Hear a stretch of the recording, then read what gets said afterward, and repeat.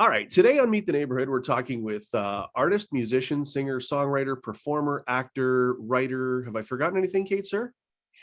Human? Human? Yeah. Charitable human? Oh, I don't know.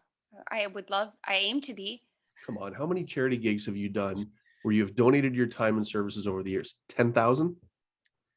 A larger amount. Yes. So But I love them so much. I know, but that's part of who you are as a human. So we're going to start today with two truths and a lie. Because as people get to know a little bit more about Kate, sir, we want to know, we did this thing where we come up with two truths about you. One of these is a lie, and I got to try and guess what your lie is, okay? Okay. You Shoot. said 2 lies and a truth. No, I didn't. I said two truths and a lie. Did you make up the wrong ones? No. Okay, go ahead. I will try and spot the lie. Okay. I have a 70s porno bedspread. It's totally a truth. I had a big birthmark that was removed. Okay. I smoke cigars. I think the lie is the cigars. Okay. Am I right? Yeah. Ironically, I was at the vet the other day, and when driving away from the vet, a lady came out of the vet in her vet clothes, like she was a vet tech, hopped in her Chevy Equinox, fired up a giant stogie in the front seat, and drove past me. And she was like, she looked about 18. It was the funniest thing I've ever seen. Amazing. Okay. I'm You ready to spot the lie? Spot the lie. I once bungee jumped from 180 feet, blindly hungover.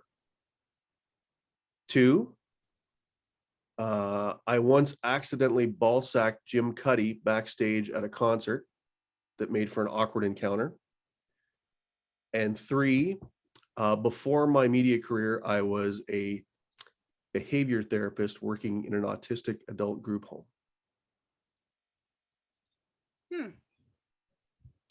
I think the Jim Cuddy story is true. I think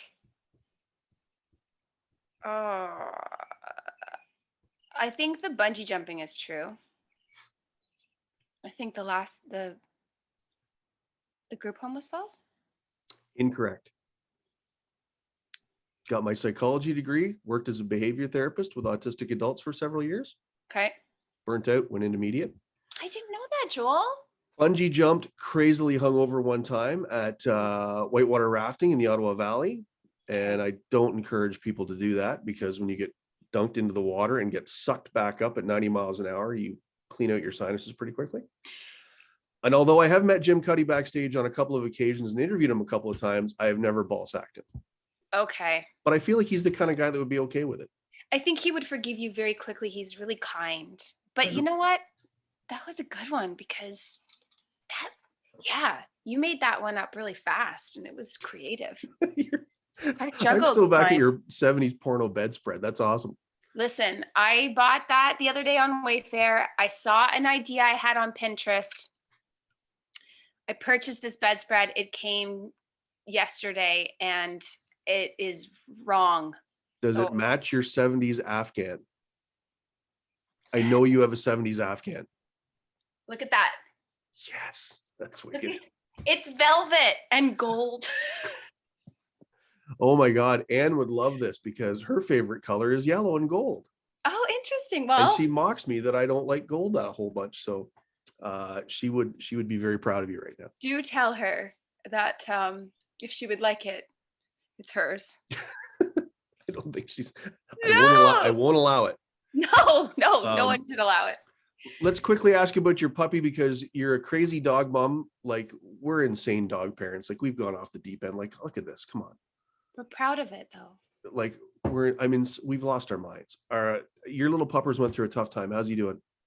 Yeah, he's good. He's feeling a lot better. Meanie, come here. He wasn't feeling very good the other day from a grooming situation. He looks like somebody that would rob you. He's got a bit of a robber face. Yeah, he's an Ewok. You think that he looks like a robber? No way. Well, he's got the Ewok dark eyes. He looks like he'd be shifty. He's a kind little soul. Look how quiet he is. He's like, thanks, Mom. This is great. He's a little Ewok. He's doing He's okay doing much though? better. Thank you for asking. Yeah. Okay, good. Yeah. He's just yeah, he's just snuggled right in, ready for a little. Snoring away. I just showed you my yoga pants. Who cares? Who was Kate Suhr in high school? Um, yeah, she was much more athletic. Weren't we And all? oh dear, I loved sports when I was younger. So that was a big part of my life. I loved baseball, volleyball. I was very, very active in that world. And so music was actually second at the time, Really? which is interesting. Yeah. And she was just trying to find her way. She had a lot of FOMO. She was just a typical teenage girl, just trying to figure it out, I think. So yeah, I did a lot of growing at PCBS. I was at PCBS, graduated in 2003. I took part in as many things as I could. And, you know, I don't know. I just think that I was finding my way during that time is the best way to explain who she was in high school. So when did the transition from sport to music and performing start? Mm-hmm. Um, so I grew up in Indian River, Ontario, close to Norwood. I was at Norwood Public School when I was young, and my mom enlisted us in the Peterborough County Children's Choir. So I was singing in the choir for a long time with my sister, and I really loved doing that. And then when we moved to Peterborough, I was 14. We moved in from the country, and I think that more things were at my fingertips during that time. So choir was kind of a gateway to theater. Like we took the choir took part in Joseph and the Amazing Technicolor Dreamcoat at the old St. Peter's High School. Right. And so yeah, there was a big chorus and we were the chorus. And I remember watching and thinking, my goodness, this is, invoking I'm having some feels. And then I think I became more hooked from there. And I started to ask my mom if I could take part in voice lessons. I started doing voice lessons. And then we started coming to Toronto a lot to go to see, Beauty and the Beast and all of the shows that were here at the Mirvish stage. And slowly but surely, I just noticed that I couldn't not sing. Like it became almost a necessity. It became more of a need as opposed to a hobby. And then all of the other things that I was doing kind of fell to the wayside. So, I was studying trumpet and that fell to the wayside, As you do. as you do. Piano, I mean, I was not as vivacious. Like I just didn't have the passion for that as much.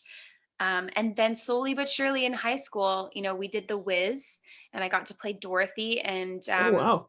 And from there, I thought, oh, I really like this.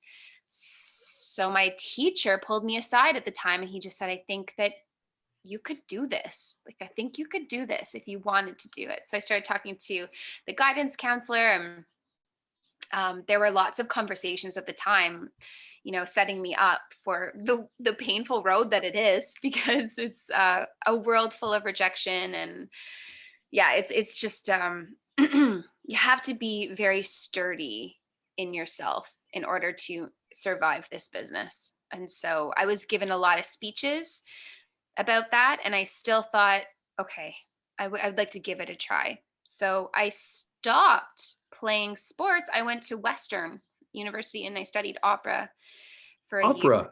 Opera. Did anybody in your life at that time go, are you crazy? You might. Well, it was very important for me to get a piece of paper. Yes. I come from a family of teachers. So yeah, the piece of paper was really important. So I think that everybody felt comfortable in knowing that I was going to be at school getting a degree. Right. Do you know what I mean? So my family wasn't necessarily downplaying my dream. They were definitely lifting me up, and I had Joel, I truly did have such a passion for it that I think they couldn't not push me. I'm just thinking of all the degrees to take in performing arts and everything sort of in that realm. Opera would be like 47th on the list of thinking that's a great way I can make my living. Yeah. And you picked opera. So what was that? What was like, what do they teach in opera? Like, what is that? How, is it all practical? Is it theory? Is it history? Is it all the above? What does an opera program look like? Yeah, it's all of those things. Ear training, sight singing, history, um, vocal lessons. You have to pay to have your own piano player who comes with you to your lessons. There's mini recitals. You perform in front of professors of opera, and it is an intense world. And then after your first year, you kind of, and then you have to take non-electives. So you have to take, like, I took Italian and stuff like that, Right. which I dropped.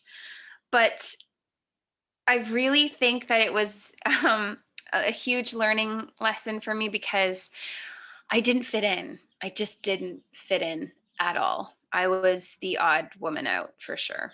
I came, In the opera program? oh yeah, I was a misfit. And In what sense? So is it cliquey? it's clicky and um it's so centered around stoicism Right. and you're ready and prepared. And I Right. was such a tomboy coming from the sports world. I quite literally lived in board shorts and t-shirts that said Billabong. Right. And I would come to my voice lessons, just racing out of my little dorm with my hair wet, and I would be sent away. Like I wasn't allowed to come into the lesson if my hair was wet. Because you're not put together. I'm not put together. And I was just, I remember this is a horrible story, but I was about to get ready to sing for my mini recital. And I was sitting there and, you're trying to memorize and be in the moment. And my teacher, who's a very well-known opera singer in New York and Toronto, came walking by and said, "Can somebody please do something with Kate's hair? Can somebody take care of Kate?" So actually, this brings you to an interesting point, because I think to go into the world of acting and performing and theater arts or singing or in a band or music, you're getting into a place where rejection is just part of the deal.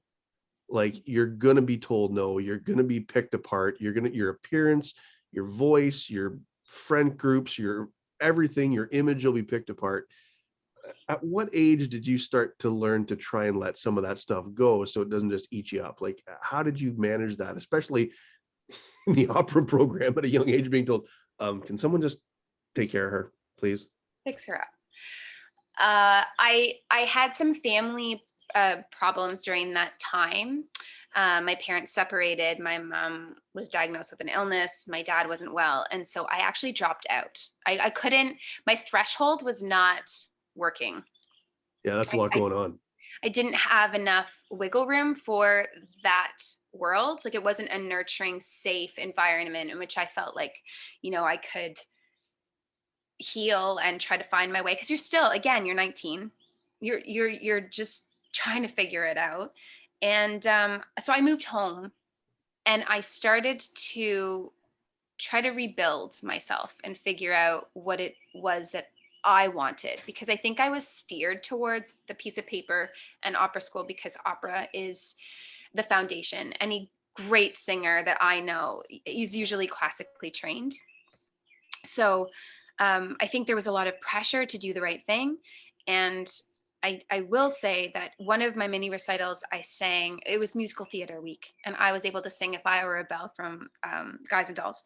And my teacher, who was always so cruel to me, came up to me and said, "That is what you should be doing.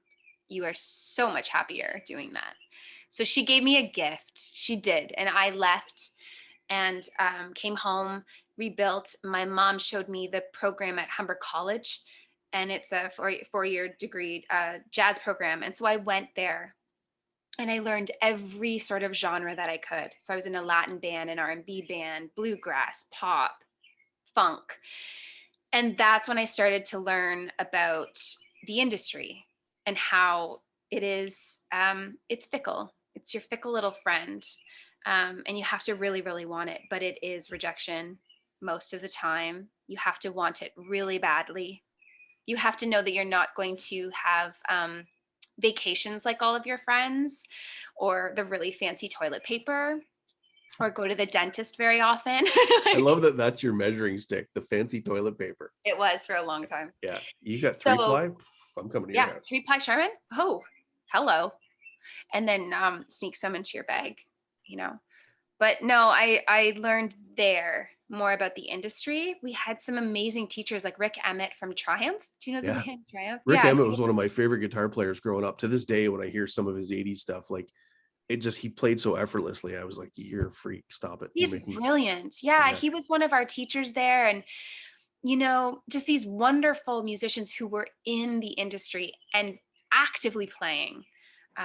Shannon Gunn, Trish Coulter, like all these women, Christine Duncan, who are like in the industry playing and singing. And I learned so much from them. And then the next step, I would say, to answer this is my long-winded answer to your question, was that Randy Reed and his hubby Steve Ross were the ones that kind of told me to come back to Toronto, like give it another shot, like just go to Toronto and see.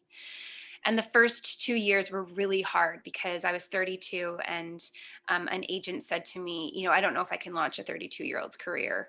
And so right then and there, ageism starts. Right. Right then and there, you're thinking, oh, well, oh. And that, I'm guessing that's harder as a woman, no? Yeah, I think it's hard for anybody, but it's really hard when a man tells you that.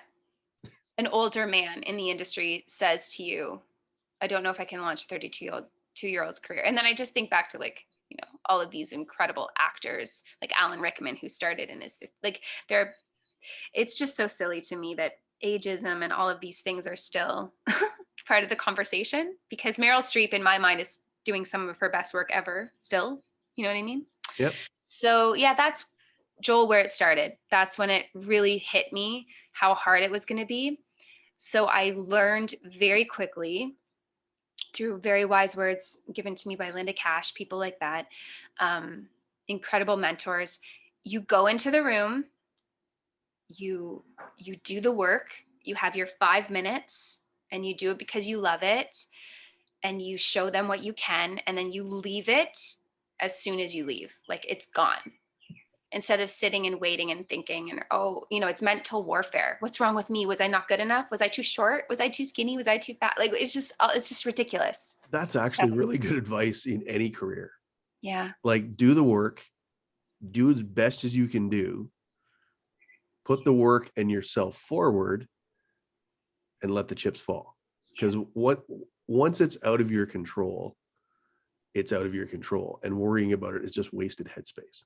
That's It's a great second advice. arrow. Like I call that the second arrow. It's like you didn't get the gig, be disappointed for a minute, but don't give yourself the second arrow, which is like, I wasn't good enough, or, they don't believe in me, that kind of stuff. Salespeople face that all the time. Yeah. Like, in a sales career, people, if they don't get the sale, a lot of sales reps, especially in the beginning, tend to internalize it. Well, your client or customer may have 46 things going on in their life, and just whatever it is you're offering isn't part of their life right now. It's not personal. Yeah. Or Joel, they might have a cousin who does it for a living, and they feel like they're Yeah. not supporting their family member if they go with someone else. Like Yep. and that's the thing with the industry is the producer may know somebody whose really good friend is going for that part, and they need to give it to that person, or so and It's just part of so. any industry, right? It is. Yeah, it is. So it's And really just, yeah, that is my long way around to telling you that I think in my 30s, I started to figure it out. And I would say in the last 2 years, I've begun to master it. I was going to say, because through that period at Humber, was Mhm. that when you sort of started to figure out what your voice was? And I don't mean visit like voices and like, oh, here's my vocal range, because that is what it is. But I mean, your voice in terms of where you're most comfortable, what genre you're most comfortable in, and where you're most comfortable in your storytelling. Yeah, Humber College, I can't say enough good things about it. There is no box, which is a gift for any sort of artist. There's no box. So you want to do a little bluegrass, you learn the bluegrass. I love now. I think the greatest gift I was given was the power to love all of it, you know? And one of my teachers said to me, like, you'll have an interesting time in the industry because you like classical, you like theater, you like pop, you like R&B, you like all the things. So it'll be interesting if you go off to be like a singer-songwriter. And I've actually had the most interesting career so far because I've been able, oh, Kate, can you come in and sing like R&B vocals for this thing? Or, I'm doing a classical thing. Can you put some vocals on that? Or I do a lot of studio work because I'm interested in all of it.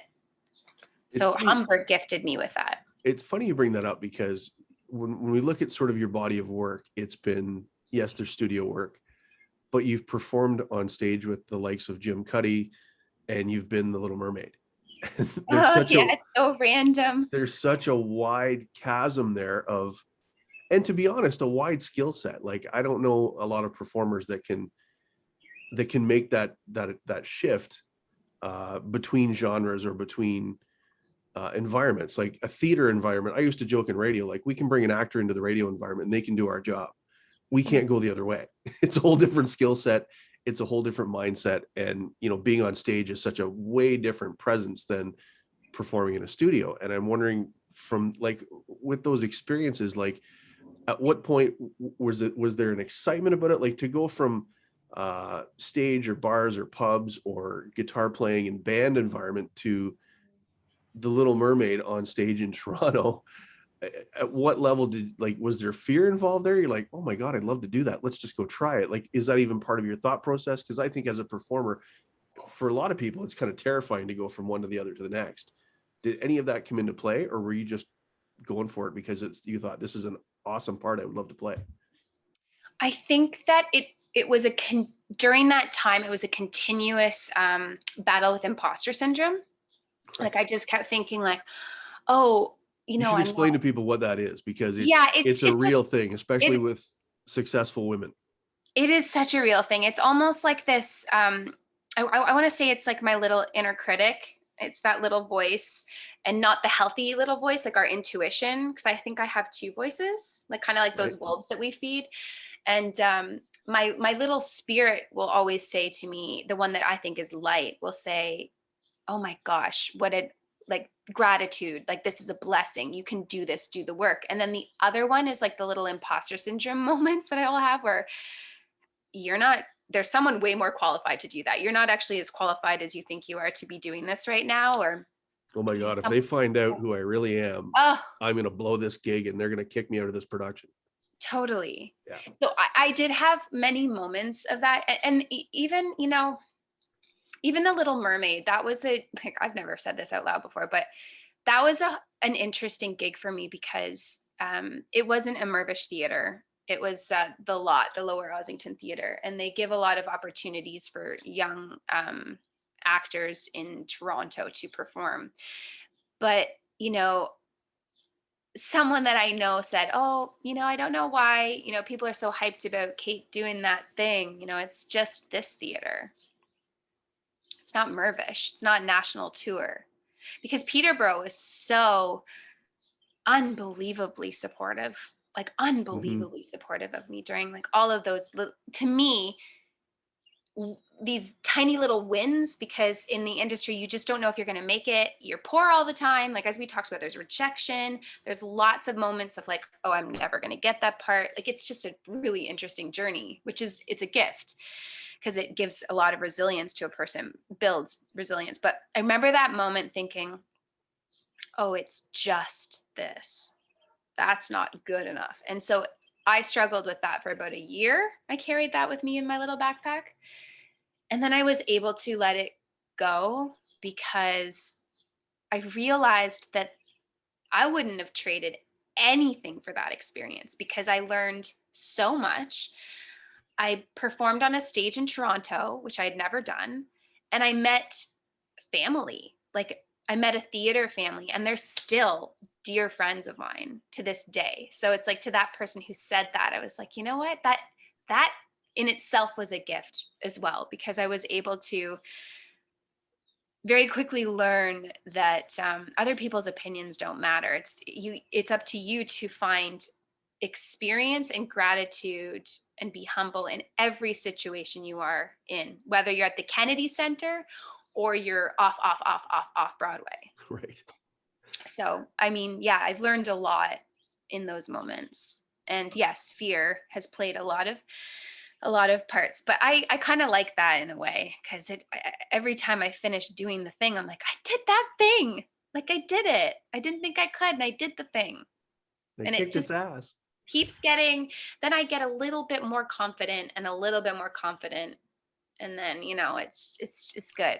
Any any sort of success though, and I think it's in any industry, is a culmination of little steps done over time, consistently, even when you don't want to do them, Yeah. right? And I think with what you're describing in the theater world or in the music world, success with the 1 in a million lightning strike that happens when somebody gets discovered at a mall appearance or something, uh, that kind of success just comes from repetition and doing it and getting better and networking and meeting people and putting your art out there all the time. And I wanted to sort of transition to So true. your singing and songwriting and the musical work that you've put out in terms of your albums. And Mm. I ask this for performers a lot because anytime there's a vulnerability in being a performer and putting your product out there. And it's Yeah. like taking a little baby and going, here, everybody, do you like my baby? Is it okay? Yeah. And then Is my because baby ugly? people get a chance to judge it. Do you get any nervousness before you release anything or before you put anything out there? Because it is a lot of your work and a lot of your writing is very intimate. Does that freak you out a bit when you put it out there? Yeah, two things I want to say about that. The first one is kind of is leading from the last thing that we were talking about. The being up on stage with Blue Rodeo would never have happened if I hadn't have met my friend Melissa Payne. Right. Like meeting Melissa and playing with Melissa has been such a joy, because we would play a lot of fundraisers, we would cross paths, but we were never friends. Like we would just be like, oh hi, nice to meet you, kind of thing.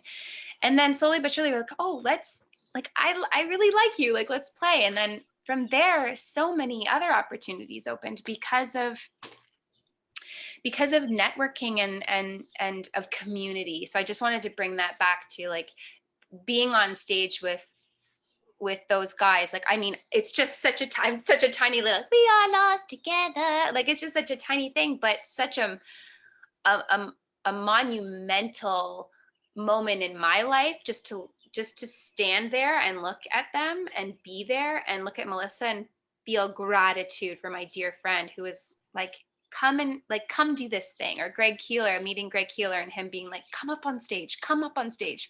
Like that's community. And that gift happened because of dear friends who are supportive and want to lift each other up.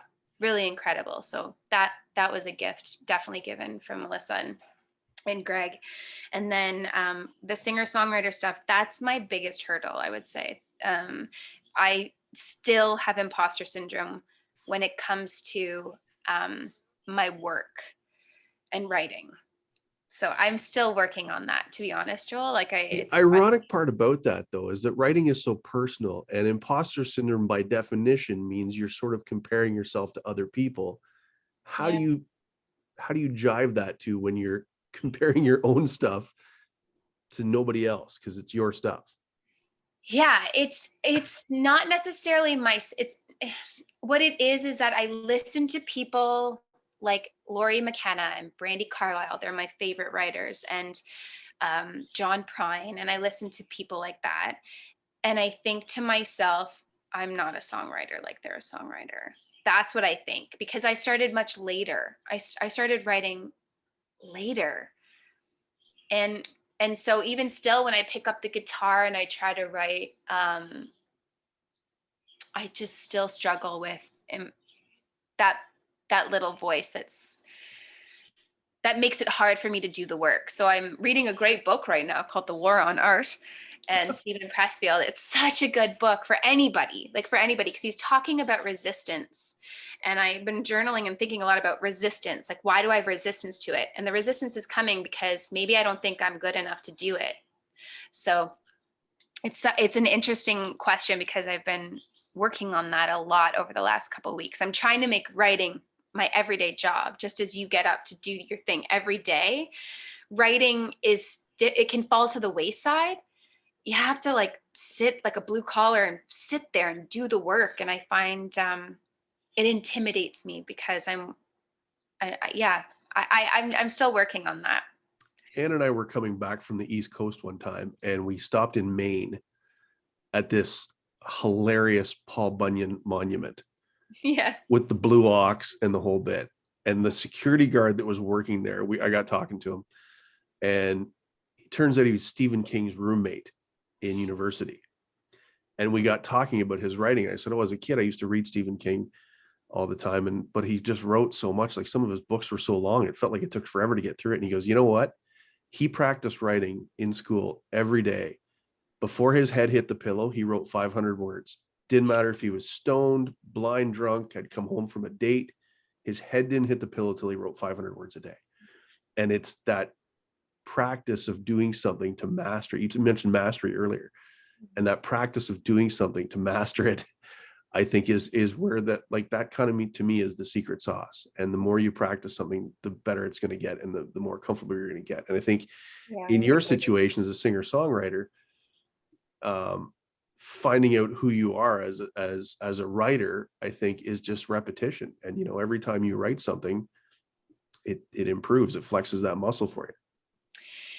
Yeah. And I think that, you know, if somebody else was saying the same words to me, I know what I would say to them. So I have to remind myself to talk gently to my little spirit, and remember, like, why is it that I feel like singing is more easier? Well, when I'm singing, everything just feels like it almost feels like the perfect day, like the perfect moment, because it just feels like I'm right where I'm supposed to be.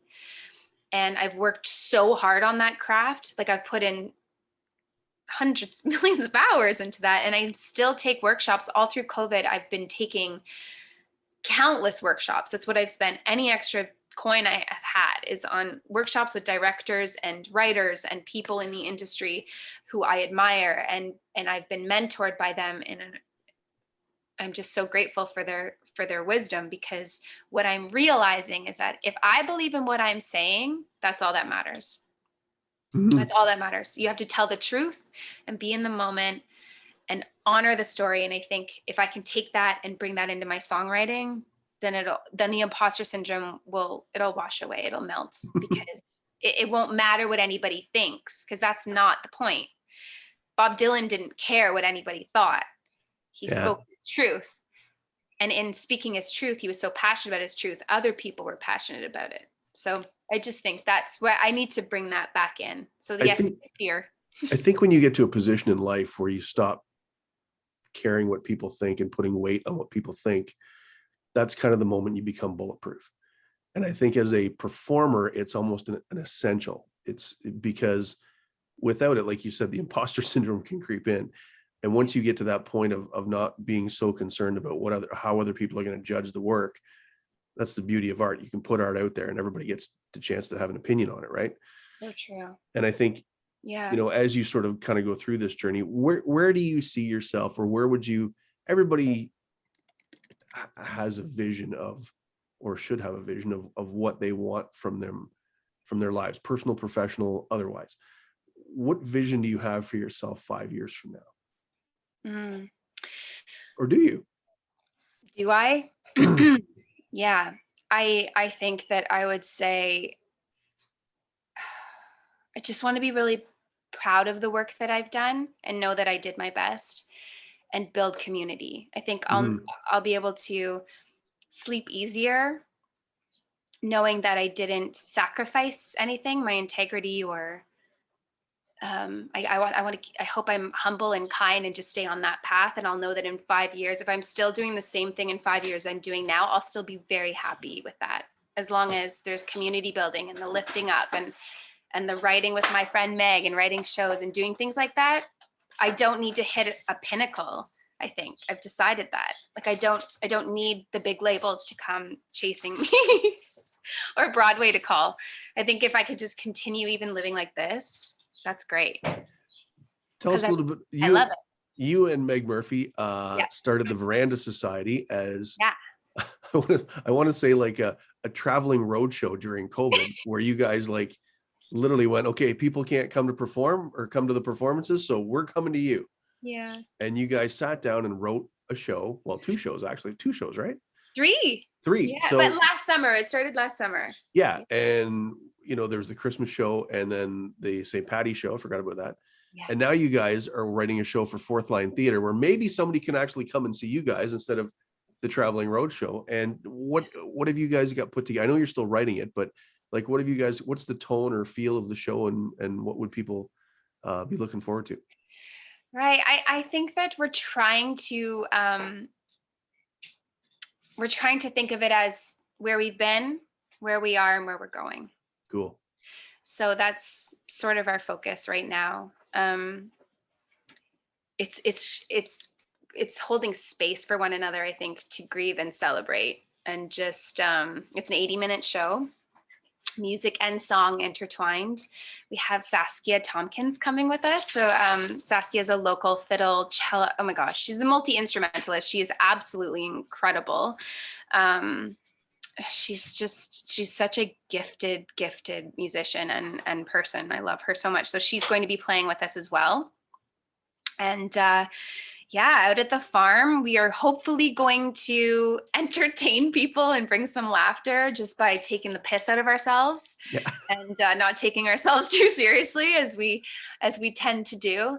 And just hoping for some healing and some laughter and maybe a few tears if they come, and just holding space for that. So, well, part of Meet the Neighborhood is folks getting to know each other on a different level, and I hope people have enjoyed this chat with you, because oh, I hope so. I hope I don't talk too much. No, that's the whole purpose, is for you to talk. And I hope people come see the Veranda Society show coming up in August. It was funny. I asked Murphy about when the show was, and she couldn't even remember when it started. So okay, opening is August. Hold on. I just dropped my spaghetti fork on my 18th. paper. Did you just say it? So 18th. Did you notice how I had to start looking? I think it's hilarious that the two of you have this 80-minute show that you have a deadline to be on stage of August the 18th. You're still writing the show, which, to be honest, knowing Murphy, like, as long as you're more than a week out, it's a win. Listen, and Joel, the two of you couldn't remember your starting date. It's the 19th. It is. Oh, is it the 19th? Okay, I'm sorry. I was close. I put a big heart on it. We've got previews on the 17th and the 18th, and we open on the 19th. For anybody that wants to source out your body of work, my friend, where's the best place for them to look you up? I know that my stuff resides on Spotify, and for every stream I get 0.0003 cents. So tell all your friends. You just muted. No, for that kind of payment, it's better if you keep with the Veranda side. You can come to people's houses, you get paid more. Yeah. Yes, exactly. Spotify, Apple Music, and me. I have some t-shirts in the back of my car, and to get some CDs done. Do people listen to CDs anymore, Joel? My daughter just bought a new car. Well, new to her. It's got a killer CD player in it. Oh, it does. And one of the push-in lighters. Oh, great. Because a lot of cars that are being made these days don't have CD players. Correct. It is the end of an era. Correct. She's taken her father's advice to drive the oldest car humanly possible without causing an accident. And it's worked out well for her. Good. Thank you for doing this, my friend. I appreciate the chat. I you. appreciate the honesty, because I think that there was a couple times when you looked like you were getting uncomfortable. I hope I didn't make you uncomfortable. No. And I hope people got a chance to get to know you a little better. And I hope more often that they source your stuff out and that they go see the Veranda Society in August, because I think that's going to be awesome. So congratulations. Thank you. And thank you, Joel, for doing this, because it means a lot to be able to talk and chat with people. And I admire you. I'm one of your biggest fans, Yikes. So you love the mortgage business that much? You're famous to me. No, I'm talking radio. I just when Meg was like, oh, Joel and I on the radio, I'm like, oh my gosh, just felt like such an honor to be on your show and talk to you guys. You've been so supportive. So thank you. Well, it's important to have the bus cancellation guy talk to you once in a while. So it's very important. Good luck in August, my friend. Thank you so much. Be well.